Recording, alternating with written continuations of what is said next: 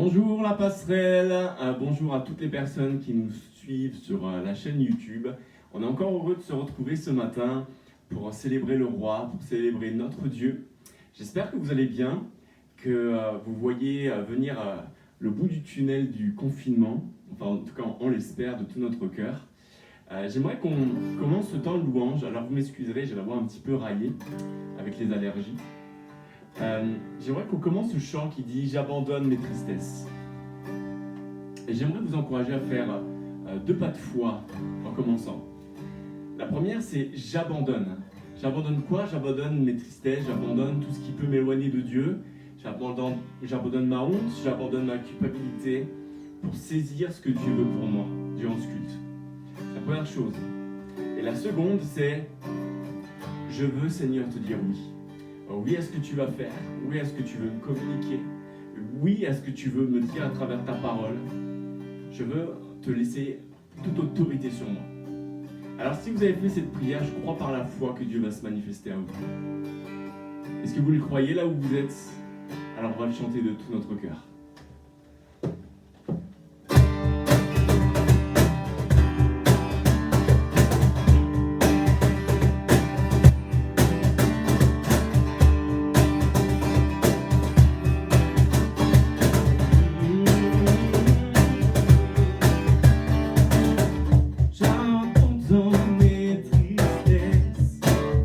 J'abandonne ma honte, je les laisse.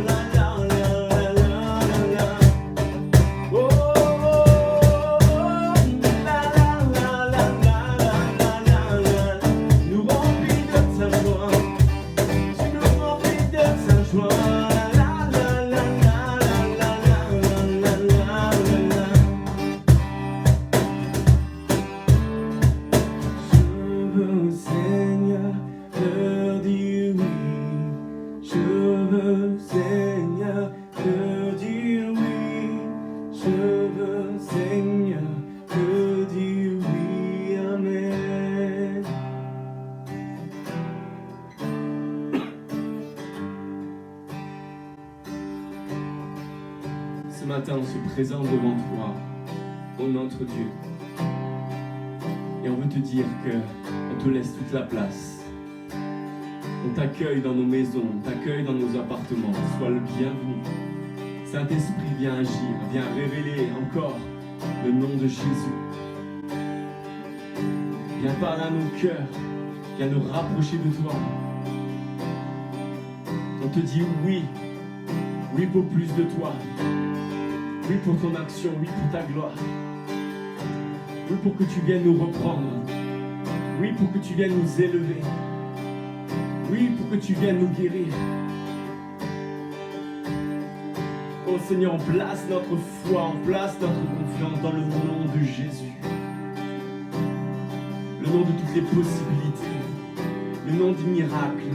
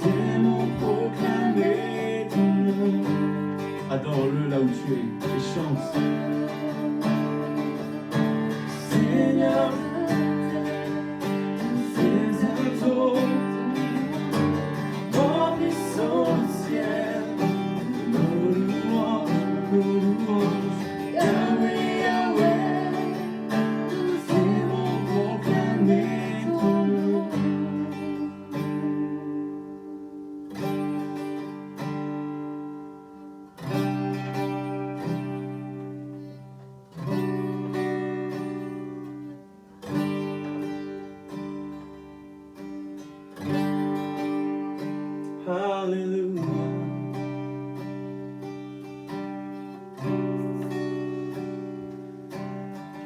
Là où tu es, crois-le. Au nom de Jésus, tout genou fléchit. Au nom de Jésus, les montagnes s'éloignent.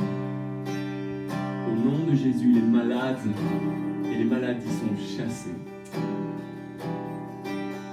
Au nom de Jésus, toute emprise, toute attaque est réduite à néant. Et ce matin, tu peux te réclamer du nom de Jésus dans ta vie. Ce matin, tu peux te réclamer de la puissance du sang de Jésus dans ta vie. Il y a puissance et autorité dans le nom de Jésus. Les tempêtes cessent au nom de Jésus. L'espoir renaît au nom de Jésus.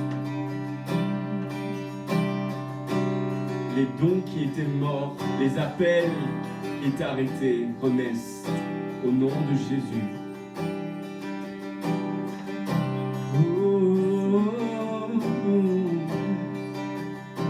Il y a puissance dans le nom de Jésus.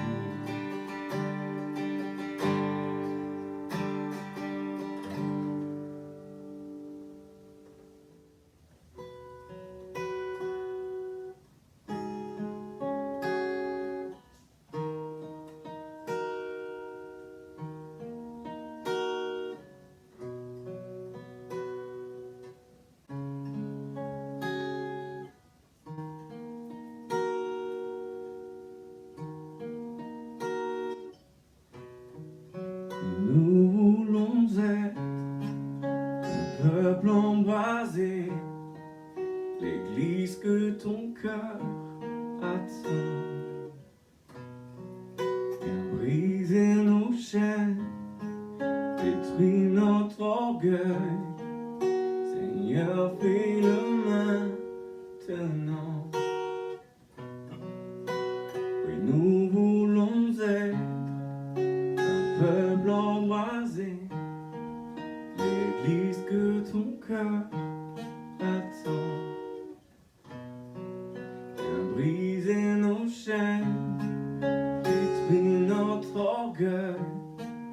Seigneur, fais-le maintenant. Notre Père de bonté, nos cœurs à toi s'abandonnent.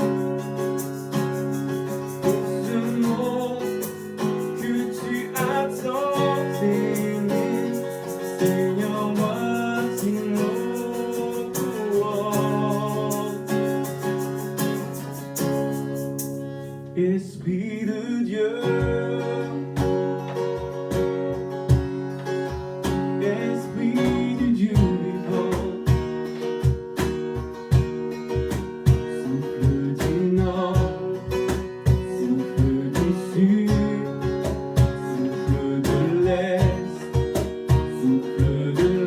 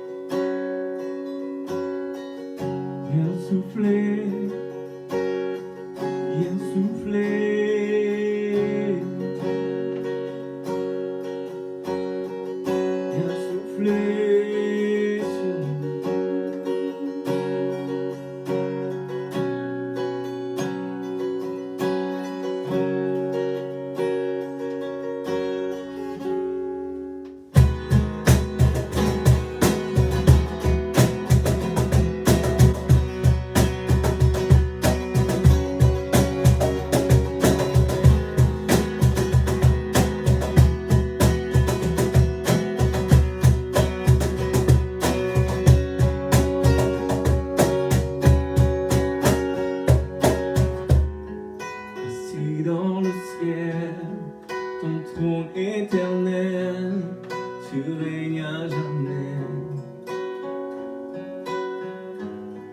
Vêtu de splendeur, entouré d'honneur et de majesté,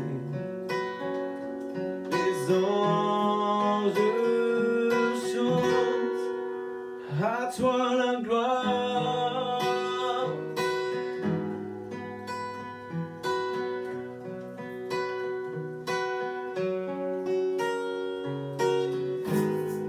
Les cieux et les mers, la vie, la lumière, nous parlent de toi. Tu les as créés, les as appelés au son de ta voix. La terre chante majestueux, souverain, Dieu tout-puissant, tu es saint. La création loue ton nom, tout l'univers déclare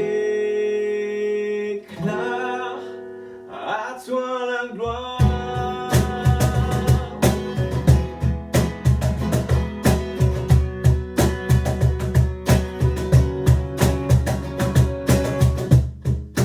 Roi serviteur, tu peins sur la terre, révéler l'amour. Divin créateur, merveilleux sauveur, tu règnes pour toujours. Tes enfants chantent majestueux,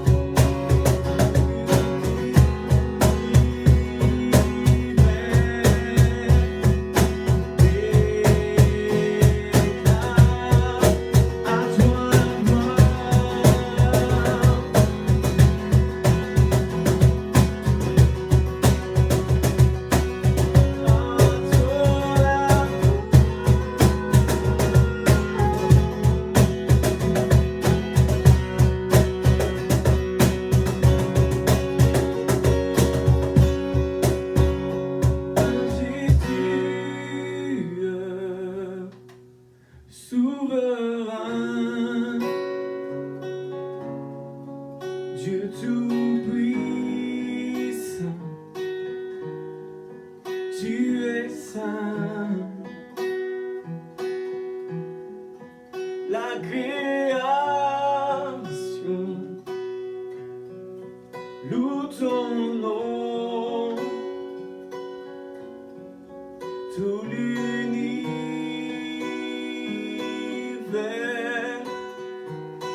déclare à toi la gloire.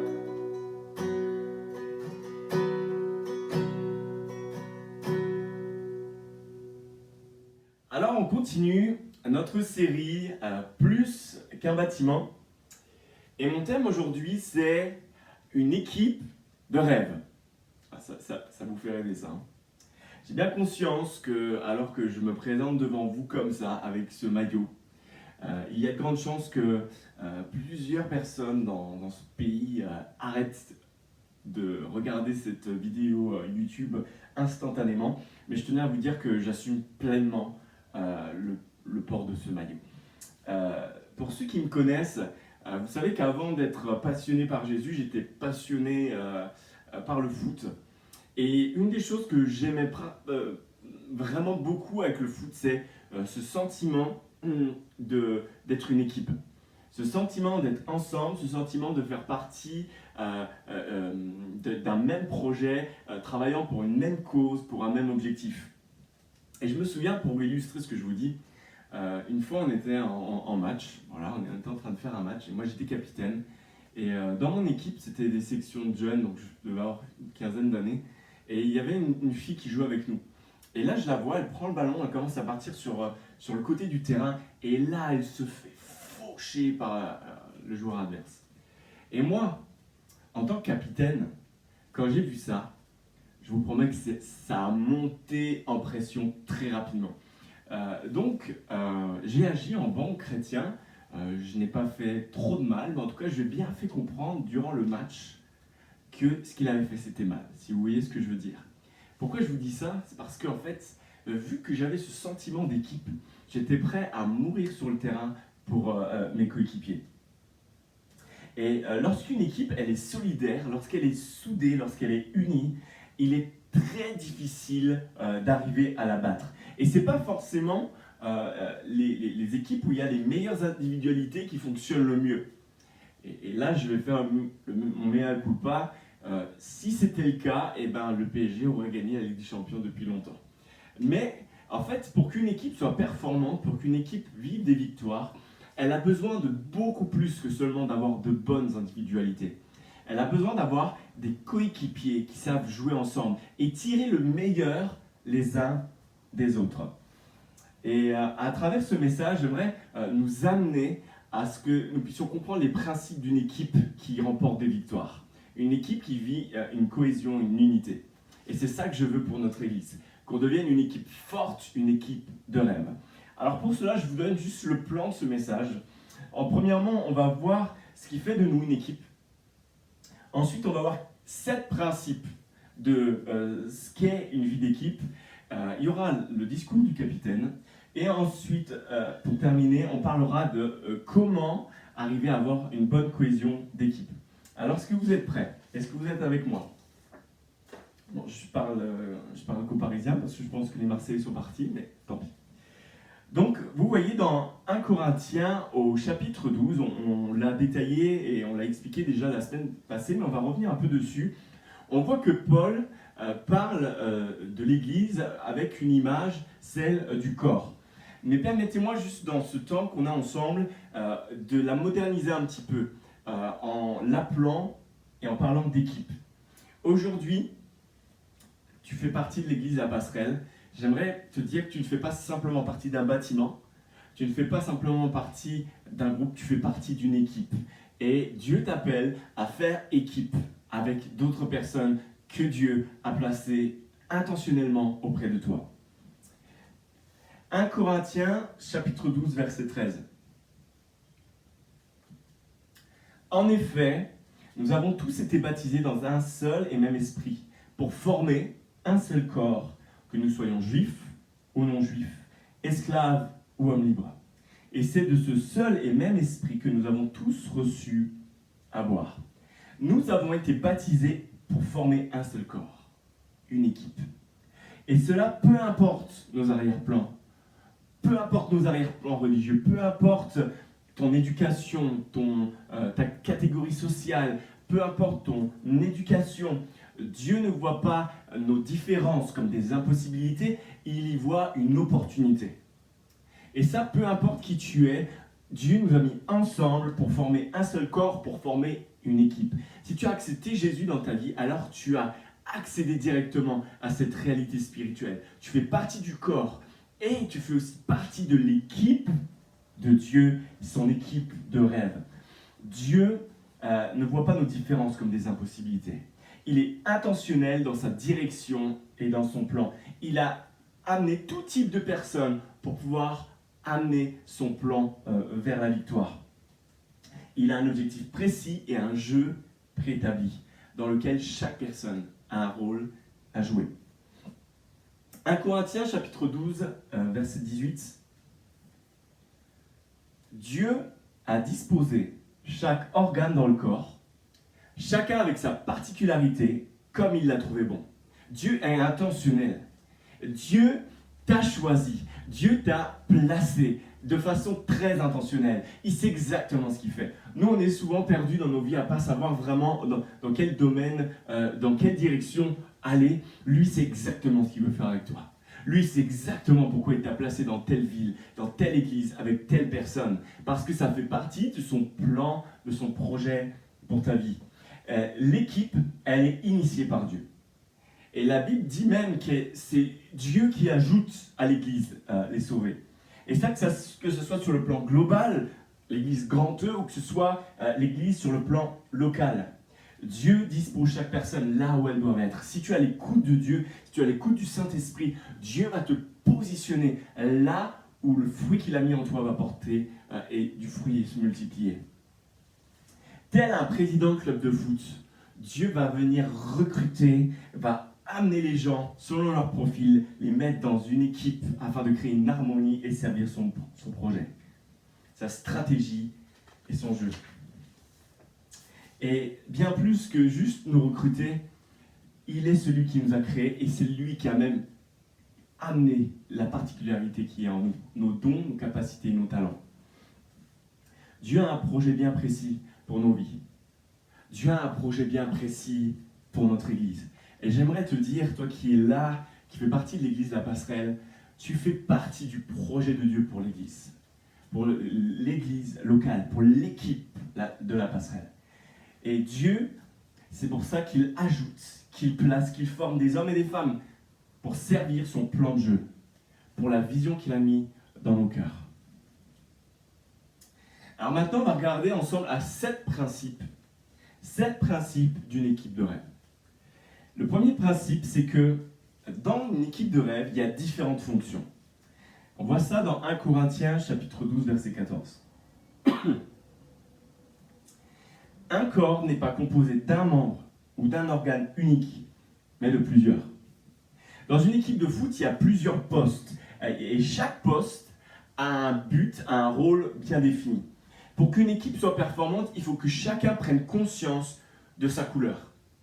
Chacun doit prendre conscience de son poste, de ses rôles, et de ses devoirs et de ses responsabilités. Il doit faire les tâches qui lui sont attribuées par l'entraîneur. On pourrait dire Jésus, celui qui a la tête, qui est la tête de l'Église. Je ne sais pas si vous avez des enfants qui font du foot ou vous avez déjà assisté à un match de foot de débutants.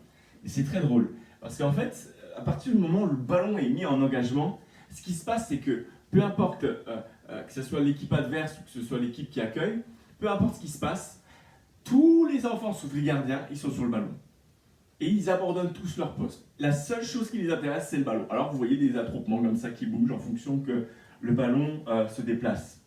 Mais le problème avec ça, c'est que lorsque les gens ne prennent pas leur poste à cœur, lorsqu'ils ne l'acceptent pas, ça crée des espaces. Et quand il y a des espaces, eh ben, ça permet au camp adverse de pouvoir marquer. En tant qu'Église, on doit prendre pleinement conscience de qui nous sommes et là où nous devons être dans l'équipe, dans le poste à laquelle Dieu nous appelle. Sinon, si Dieu t'appelle à être défenseur et que tu vas attaquer, tu vas créer de l'espace et tu vas créer une instabilité. Tu ne seras jamais à l'aise en tant qu'attaquant. Tu ne feras pas le projet de Dieu pour ta vie et en même temps tu vas déstabiliser l'équipe. Lorsque nous sommes appelés à des défenseurs, nous sommes appelés à tenir ferme face à l'attaque de l'ennemi. Première chose, différentes fonctions. Deuxième aspect, nous sommes des partenaires et non pas des concurrents. Malheureusement, il y a pas mal de joueurs de foot qui oublient ça, qui, pour des trophées individuels, vont mettre en péril l'harmonie et déséquilibrer le collectif de l'équipe. Je ne citerai pas de nom, mais en tout cas, ça arrive fréquemment. Il ne faut pas oublier que nous sommes une équipe et que le projet, c'est un projet qui est global. Nous travaillons pour le royaume de Dieu. On ne travaille pas pour notre royaume à nous, on ne travaille pas pour notre ministère, on ne travaille pas pour notre appel. Nous travaillons ensemble d'un commun accord pour le royaume de Dieu. Alors si je peux pousser quelqu'un à aller plus loin pour le royaume, je vais le faire. Si je peux me mettre à terre pour que la personne aille plus loin, je vais le faire. Parce qu'en fait, on travaille pour le même objectif, on travaille pour le même but. Et une équipe de rêve, c'est une équipe qui est composée de coéquipiers qui savent reconnaître leurs besoins de l'autre et qui ne voient pas l'autre comme une menace. Quand je vois quelqu'un qui arrive à l'église, qui est hyper compétent, rempli de talent, je ne suis pas là en train de me dire « Oh là là, c'est fini pour moi !» Non. C'est comment je vais pouvoir l'aider à servir Dieu, comment je vais pouvoir l'aider à s'intégrer, comment je vais pouvoir apprendre de lui. Voilà ce qu'est être partenaire et non pas concurrent. Et au-delà d'être partenaire, on peut même devenir supporter les uns les autres. C'est-à-dire que quand quelqu'un réussit, on est là, on applaudit parce qu'on fait partie de la même équipe.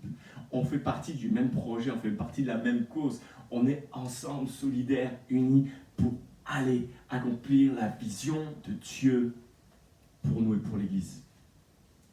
Philippiens, chapitre 2, verset 3 nous dit « Ne faites donc rien par esprit de rivalité ou par vain désir de vous mettre en avant. Au contraire, par humilité, considérez les autres comme plus importants que vous-même. » Ah, ça pique. Ça fait mal de se dire qu'il faut que je vois l'autre plus important que moi. Ce n'est pas quelque chose qui nous est naturel.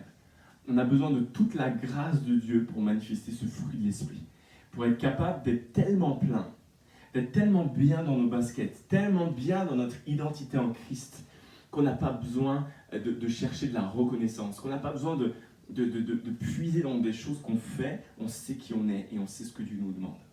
Je sais ce qu'il dit de moi et je sais ce qu'il attend de moi. La réponse à ces deux questions, elle nous permet de tenir ferme et d'avoir des fondements solides pour ne pas craindre et pour pouvoir être des sources d'encouragement pour les personnes qui sont autour de nous. Troisième aspect, chaque poste est important. 1 Corinthiens, chapitre 12, verset 22. Au contraire, les parties du corps qui nous paraissent insignifiantes sont particulièrement nécessaires. Quand vous regardez les sections de jeunes au foot, il y a un syndrome qui arrive dans toutes les équipes, dans toutes les villes de France.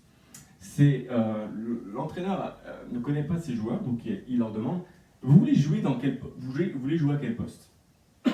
Et là, vous pouvez être sûr que quasiment la totalité des gars qui sont devant l'entraîneur, ils vont lui dire « Oh, je vais être attaquant, je vais être attaquant, je vais être attaquant !» Pourquoi ils veulent être attaquants? Parce qu'ils veulent marquer des buts. Voilà, ils sont omnubilés par ça. Et quand l'entraîneur il est là, il est face à ces gaillards-là, et il se demande comment il va faire pour en mettre un dans les buts. Parce qu'il n'y a personne qui veut être gardien. Ça arrive de temps en temps qu'il y ait quelqu'un qui était fan d'un gardien de but et puis qui veut être comme lui, mais c'est très rare. Tout le monde veut être attaquant. Tout le monde veut marquer, tout le monde veut l'honneur. Tout le monde veut marquer, que tout le monde t'applaudisse parce que c'est formidable ce que tu as fait. Une équipe de rêve, ce sont des personnes qui comprennent qu'ils ont besoin les uns des autres.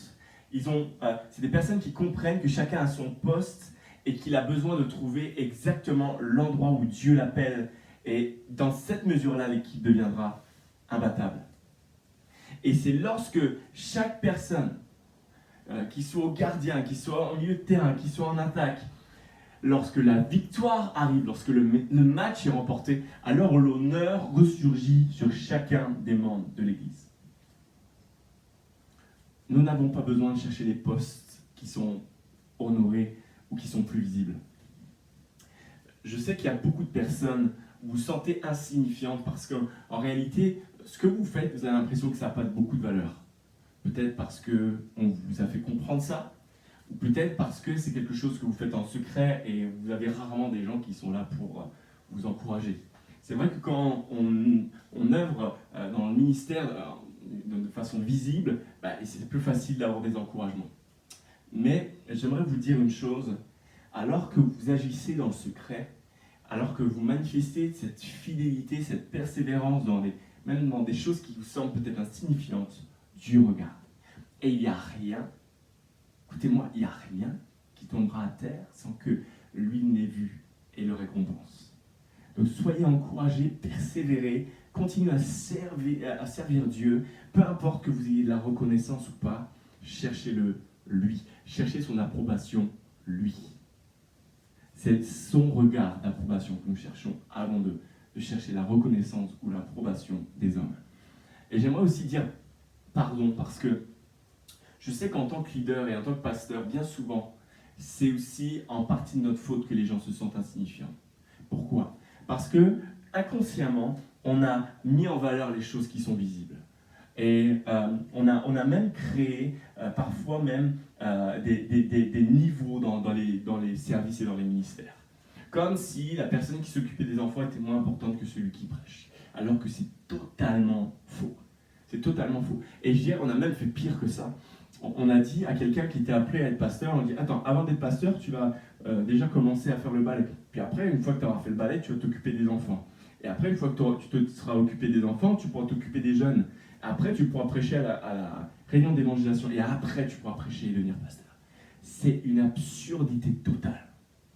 C'est complètement contraire à ce que Dieu nous dit ici dans 1 Corinthiens chapitre 12. Nous sommes tous appelés dans un domaine à un poste. Et pourquoi tu es appelé dans un poste? C'est parce que c'est dans ce poste-là que tu vas être excellent. Parce que ce que Dieu a déposé en toi va pouvoir s'exprimer totalement et glorifier Dieu. Donc ne cherche pas à gravir les échelons. Combien j'ai vu de personnes qui fantasment tellement à travers le ministère de pasteur qu'ils ont tout déchiré autour d'eux parce qu'ils voulaient être pasteurs. Mais cherche l'approbation de Dieu. Cherche à être celui que Dieu veut que tu sois. Et je te promets que dans cette mesure-là, tu vas être heureux, épanoui et tu auras de l'impact. Vous avez de la valeur, peu importe ce que vous faites. Ce que vous faites ne détermine pas votre valeur. Ce qui détermine votre valeur, c'est ce que Jésus a accompli sur la croix pour vous. Vous avez de la valeur aux yeux de Dieu. Quatrième principe, unis dans les bons et dans les mauvais jours. Même si vous faites partie de la meilleure équipe de foot qui existe, il arrivera un moment où vous allez connaître des doutes. Il arrivera un moment où les aléas vont faire que vous allez perdre un match, ou vous allez faire un match nul, où le collectif n'a pas fonctionné, il y a eu des incompréhensions, il y a eu des problèmes de communication, et ça crée des doutes, ça crée des moments de difficulté. Et c'est dans ces moments que l'unité et les relations sont primordiales, où la communication est primordiale. Je suis sûr qu'un jour ou l'autre, je vais vous décevoir. Je suis sûr qu'un jour ou l'autre, vous allez mal comprendre ce que j'ai dit, et ça va vous faire mal. Mais dans ces moments-là, on doit être plus fort. Une équipe, elle est soudée. Et dans ces moments-là, on doit être capable de se parler, parce que nos relations sont fortes, parce qu'on veut les entretenir. C'est dans ces moments que l'unité et les relations sont primordiales. Une équipe, lorsqu'on dit « nous sommes une équipe », ça veut dire aussi on gagne ensemble et on perd ensemble. On accepte la victoire, mais on accepte aussi peut-être les échecs et les choses qui fonctionnent moins bien. On est ensemble et on fait partie d'un même projet. Alors que nous sommes une équipe, j'aimerais vraiment vous encourager à continuer à développer les relations entre nous, à nous unir, à comprendre qu'on est ensemble, qu'on gagne ou qu'on perd. On travaille pour le rêve de Dieu, on travaille pour la vision que Dieu a mis en nous. Et lorsque l'épreuve viendra, alors ça pourra servir à nous rendre plus forts, plus soudés, pour continuer à aller de l'avant. Cinquième principe, une bonne gestion des blessés. Dans le foot, il arrive que des gars soient blessés. Et j'ai identifié deux types de blessures. La première blessure, c'est lorsque vous enchaînez un rythme de dingue. Vous jouez tous les 2-3 jours, et ce qui se passe, c'est qu'à un moment, le corps est tellement mis à rude épreuve qu'il y a quelque chose qui pète. Ligament croisé, vous avez quelque chose, un claquage, peu importe, et là, vous vous retrouvez blessé. C'est comme ça qu'il y a des joueurs de foot qui ont prédisé un avenir extraordinaire, comme une star mondiale, qui du jour au lendemain se sont trouvés sur la touche parce qu'ils étaient blessés. Et c'est horrible. Quand vous êtes blessé et que vous étiez en train de performer, que tout d'un coup vous êtes blessé, tout s'arrête, et que vous passez de la star mondiale montante à rien du tout, et ben ça vous met à terre. Et ça arrive souvent aussi même à des chrétiens. On se donne, on serre, on donne tout, puis à un moment on fait un burn-out. Puis à un moment, on ne peut plus. Et puis on se retrouve blessé. Les frustrations, il y a des choses qui n'ont pas été gérées, il y a des choses qui n'ont pas été traitées. On a fait que servir, on a servi. On a cru qu'on était des machines à servir. Et au moment, il y a des choses qui pètent. Et on est blessé, tout s'arrête. Et on a l'impression d'être plus personne. on a l'impression de ne plus avoir de valeur. Parce qu'on a mis notre valeur dans ce qu'on était en train de faire et non pas en lui. Et je t'encourage, et non pas à fonder ton identité sur ce que tu fais, sur ton service, sur ton ministère. Fonde ton identité en Jésus. Ça, c'est les premiers blessés.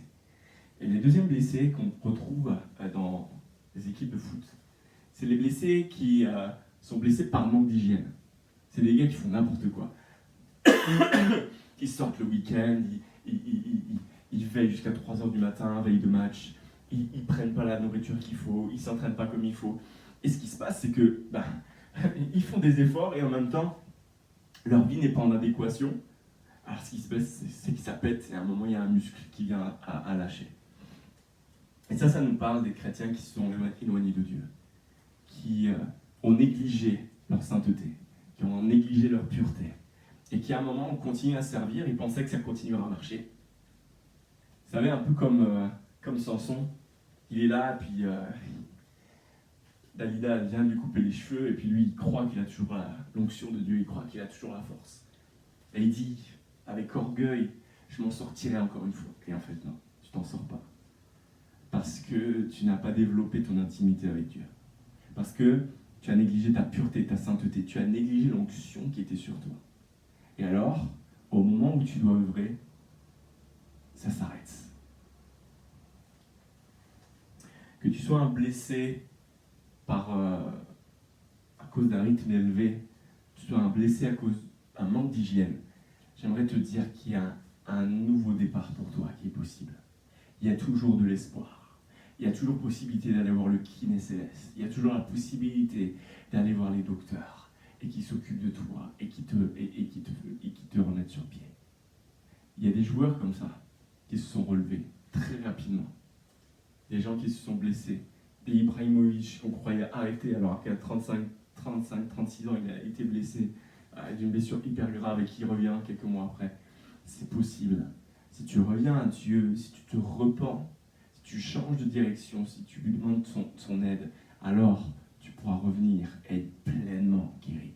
Peu importe la douleur, peu importe la grandeur de ta blessure, si tu viens à Dieu, alors il sera capable de te guérir. Et en tant qu'Église, en tant que pasteur, je veux vous le dire, on ne laissera pas te blesser à terre. On ne te laissera pas mourir dans tes blessures. On ne sera pas ces soldats qui, sur le champ de bataille, achèvent les blessés. S'il faut prendre le risque de te lever et de te ramener, on prendra ce risque. Sixième principe, une bonne gestion des remplaçants. Dans toutes les équipes, il y a des remplaçants. Et sincèrement, remplaçant, c'est frustrant.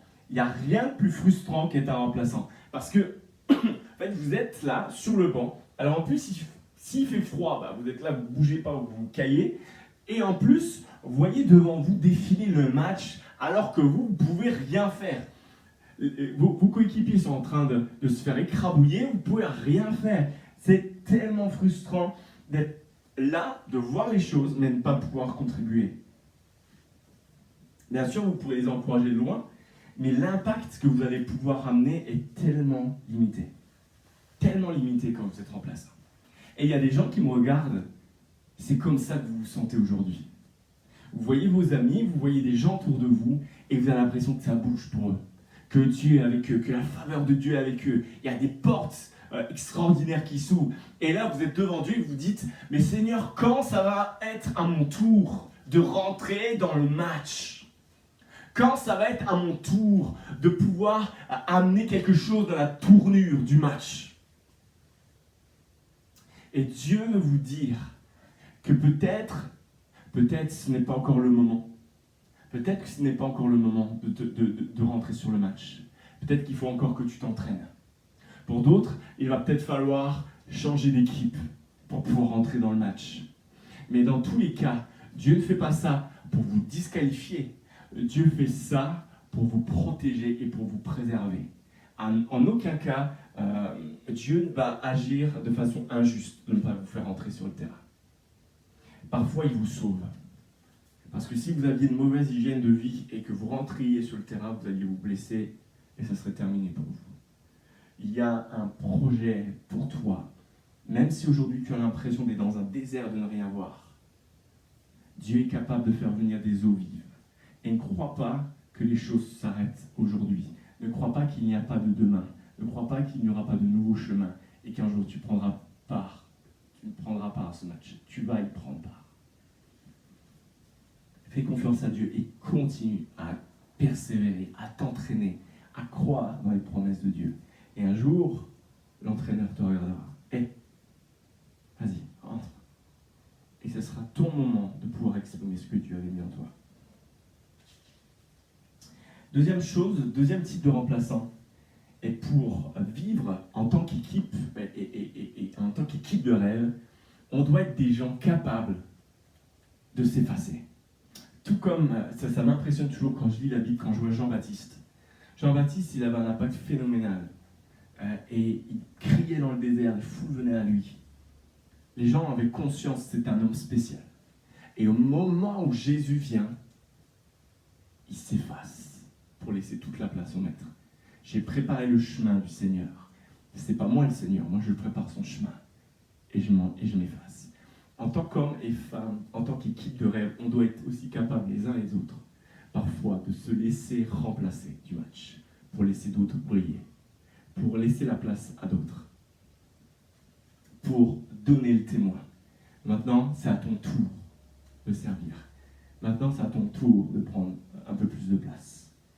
Nous devons être capables de nous effacer pour élever les autres. Et dernier principe, c'est pour avoir une équipe de rêve, on doit avoir un entraîneur extraordinaire. Quelle serait l'équipe de rêve sans entraîneur extraordinaire? Une équipe avec des fortes individualités, avec un bon collectif qui n'a pas un bon entraîneur, elle ne pourra pas vraiment performer dans la durée. Et en Dieu, nous avons le meilleur entraîneur qui existe. C'est lui l'entraîneur de l'équipe. C'est lui qui a le projet, c'est lui qui a la stratégie, c'est lui qui a le plan de jeu. Maintenant, la question qu'on peut se poser, c'est est-ce que je vais lui faire confiance? Est-ce que je vais me soumettre à ses directives? Est-ce que quand il va me dire « t'es un défenseur », est-ce que je vais lui répondre « non, je suis un attaquant » ? Quand il va te dire « va au gardien », « non, moi je veux marquer des buts ». Ou est-ce qu'on va accepter notre identité? Est-ce qu'on va accepter notre appel? Est-ce que quand il va nous dire on joue un jeu offensif et puis on passe par les ailes, vous centrez et on va mettre le but au centre pour que Giroud mette des têtes, est-ce qu'on va obéir à ça? Ou est-ce qu'on va vouloir en faire qu'à notre tête? Si nous voulons être une équipe qui remporte des victoires, il va falloir saisir les stratégies de notre entraîneur, de notre Dieu.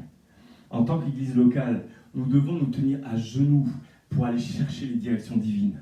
Non pas faire ce que il nous semble bon, pas ce qui semble être une bonne idée, mais attraper les stratégies de Dieu, recevoir son tableau avec sa tactique, sa stratégie pour gagner notre ville, notre région et ce pays. Maintenant, j'aimerais m'arrêter juste quelques instants et je terminerai par le mot du capitaine. Alors, vous vous demandez peut-être c'est quoi ce point-là. En fait, je me suis un peu positionné là-dedans. J'ai l'impression, moi, alors que j'imagine Dieu étant le président du club, Jésus étant l'entraîneur, je m'imagine le capitaine, celui qui reçoit les directives aussi de son entraîneur, qui essaye de les partager à son équipe. Et j'aimerais vous dire, peu importe que vous soyez de la passerelle Rambervillers, de la passerelle à Épinal, je voudrais vous dire ma fierté d'être votre capitaine. Je me sens privilégié de vous avoir. Quand je vois la qualité des personnes que vous êtes, la valeur que vous avez, ce que Dieu a déposé en vous et ce qu'il va faire à travers vous, je me sens tellement honoré, tellement béni. Et je voulais vous le dire, vous êtes précieux aux yeux de Dieu. Et alors même que Dieu a placé des choses en vous, vous n'imaginez pas encore de quelle manière la semence qu'il a déposée en vous va se multiplier. Ça va être extraordinaire. Simplement, ce que nous devons faire, c'est chercher à lui obéir, chercher à recevoir ses directives. Oui, on est perspective. Oui, on n'est pas parfait. Oui, on est encore en travaux. Oui, on n'est pas une église parfaite. Mais j'aimerais vous dire que vous êtes l'équipe rêvée. Vous n'êtes pas encore une équipe de rêve, on n'est pas encore une équipe de rêve, mais vous êtes l'équipe rêvée. Et croyez-moi, si nous développons notre collectif, si on met nos efforts à suivre les directions de notre entraîneur, je peux vous garantir alors que nous vivrons des succès extraordinaires. Pas parce qu'on est bon, parce qu'on aura suivi le maître et parce qu'il aura déposé des choses en nous pour le glorifier. Alors, comment concrètement, pour terminer ce message, on peut travailler à l'harmonie et à la cohésion d'équipe? C'est primordial. Une bonne ambiance dans une équipe, une cohésion, c'est primordial. Je vais vous laisser 4 axes. Je ne vais pas les développer, je vous les donne comme des pistes de réflexion. Et j'aimerais que vous puissiez y réfléchir à la maison et voir de quelle manière vous pouvez l'appliquer concrètement. La première, c'est remplaçons la critique par l'encouragement. Est-ce que j'ai tendance à toujours me plaindre? Est-ce que j'ai tendance à toujours apporter des messages de découragement? Est-ce que j'ai tendance à voir toujours dans l'autre le mauvais? Ou est-ce que je suis quelqu'un qui donne et qui encourage? La deuxième chose, remplaçons la rivalité par l'honneur. Quand on a l'impression d'être mis de côté, quelqu'un est meilleur que nous, etc., apprenons à gérer ces sentiments-là et à développer l'honneur. L'honneur, c'est d'être capable de mettre l'autre toujours plus haut que nous et de le mettre en lumière. Regardez ce qu'il fait, regardez ses talents, regardez ce que Dieu fait avec lui. Ça, c'est mettre de l'honneur. Remercier les gens, leur montrer que ce qu'ils font, ça fait avancer quelque chose, ça fait avancer le royaume de Dieu. Troisième chose, accepter que nous sommes tous différents. On est tous différents. Dieu l'a voulu ainsi, parce que c'est son projet. Il n'a pas voulu faire des gens, des moules, des robots. Il a voulu qu'on puisse être chacun différent et travailler ensemble avec nos différences. Et la meilleure manière de développer ton caractère, c'est de travailler avec d'autres caractères qui ne te ressemblent pas. Et dernier principe, dernier axe que je vous laisse, apprendre à jouer ensemble en apprenant à se connaître. Les relations, notre unité, notre solidarité, nous sommes plus qu'un bâtiment. On est une équipe, on est un corps. Et ensemble, on doit développer nos relations. On doit apprendre à se connaître, apprendre à s'aimer, apprendre à travailler ensemble, apprendre à développer notre jeu, notre collectif, afin de faire des dégâts dans l'œuvre des ténèbres. Amen. On est amené à faire grandir le royaume de Dieu et à détruire les œuvres du diable. Mais pour ça, on a besoin de travailler à notre unité, à notre collectif, à notre solidarité. J'aimerais juste terminer par la prière. Est-ce qu'on peut courber nos têtes, fermer nos yeux? Et je vais demander à Saint-Esprit de nous parler. Il y a pas mal de choses qui ont été dites ce matin. Mais je prie, Saint-Esprit, maintenant de mettre le doigt là où tu parles. Tu donnes le réma maintenant, Seigneur. Tu viens parler au cœur, tu viens de mettre une conviction. Je crois que ta parole, elle n'est jamais semée en vain. Elle produit toujours l'effet à laquelle tu l'appelles. Et je prie, alors que la semence a été envoyée, Seigneur Saint-Esprit, que tu viennes parler au cœur, que tu viennes nous aider à changer, à rectifier, à prendre conscience. Seigneur, merci parce que tu es celui qui nous montre les choses et qui nous dirige. Tu ne nous laisses pas seuls. Tu es avec nous dans le match. Tu nous inspires dans le match pour prendre les bonnes décisions. Seigneur, je te prie de bénir l'Église. Je te prie de bénir chacun, que tu puisses les aider, les encourager dans ces moments encore difficiles. Tu nous gardes dans tes mains et tu fais de nous une équipe de rêve, une équipe extraordinaire qui va impacter cette région, cette nation au nom de Jésus. Amen. Amen.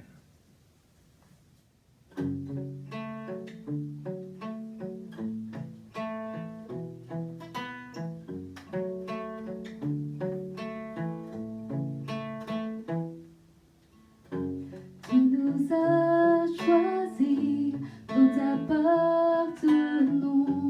Oui, nous sommes tous unis en toi. Mon cœur est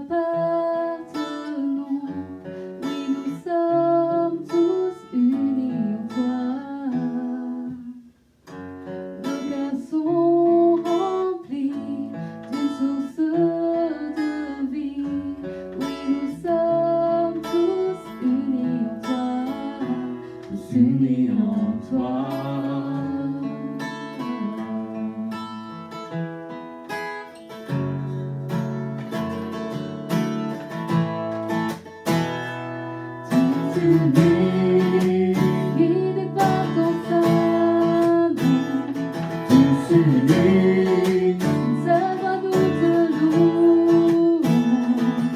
Rien ne pourra nous séparer, car tu vis en nous.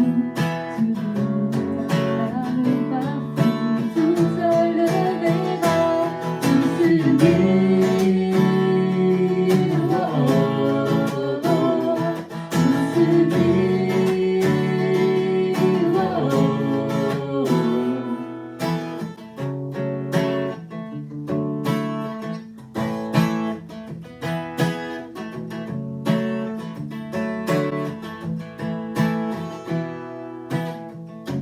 Tu nous as choisis, nous appartenons, oui, nous sommes tous unis en toi.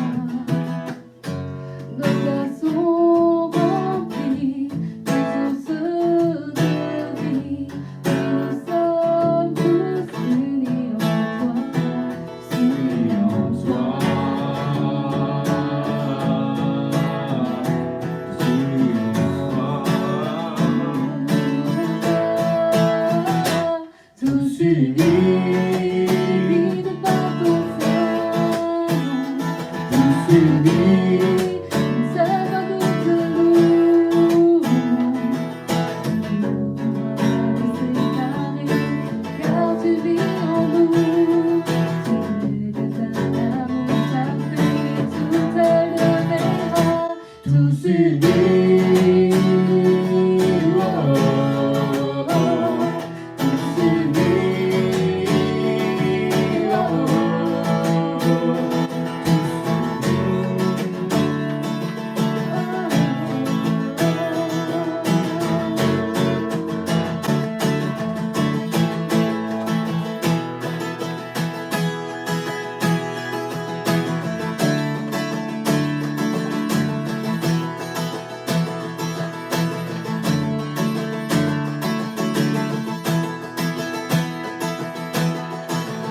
un corps, esprit, une passion nous unit, un but, destin, toi seul nous guideras. Un corps, esprit, une passion nous unit, un but, destin, toi seul nous guideras. Un corps, esprit, une passion nous unit, un but, destin, toi seul nous